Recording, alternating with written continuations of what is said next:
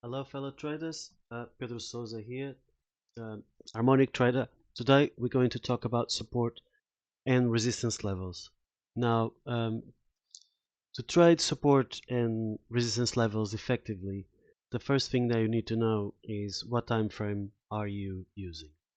If you're using a higher time frame, like the daily chart, for example, these areas could be, and we're not going to say just support and resistance is not just a line. It's more like an area, a wider area. Okay, so for example, on the weekly daily chart, this area could be 100 pips, while on the 5-minute chart, it could be potentially 5 pips or 10 pips. The reason you need to know this is because when you place your trades, you need to know where you're going to place your stop loss. Now, if you put the stop loss too close to to this area, then most likely price is going to take your stop loss and then later will continue in the direction that you wanted to trade originally. So one of the ways of preventing this to happen is by having wider stops. Uh, Having wider stops is the understanding how market works and what you have to do in order to avoid being stopped out. For example, let's look at the daily chart. Here you can see there's several support and resistances. Resistance, resistance, resistance, support, support, and support. We could look at all the support that we can see here, or quite a few instances of support. And you can see how actually this area here, we could just make it a bit wider so that you have the wicks of the candles as well. This is important because this means that price is testing the level rather than breaking the level.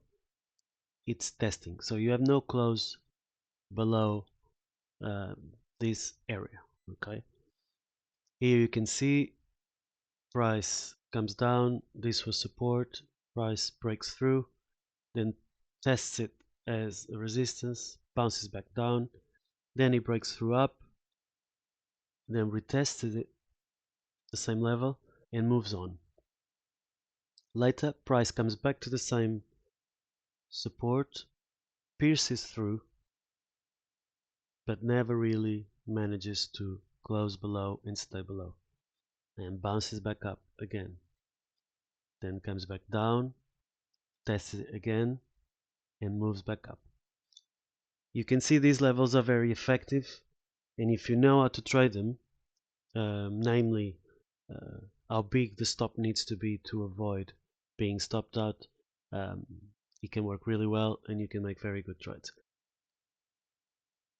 Now the thing is, market has got its own way of working. So market makers, they want to place their orders, and in order to do that, it might be that price is going to come lower, take the stops, and then move in the same direction.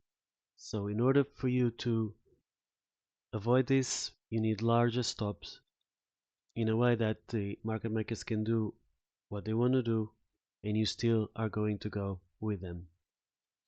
Now let's look at the different type of support and resistance.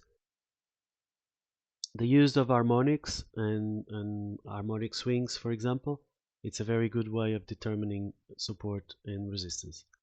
For example, you can see here this swing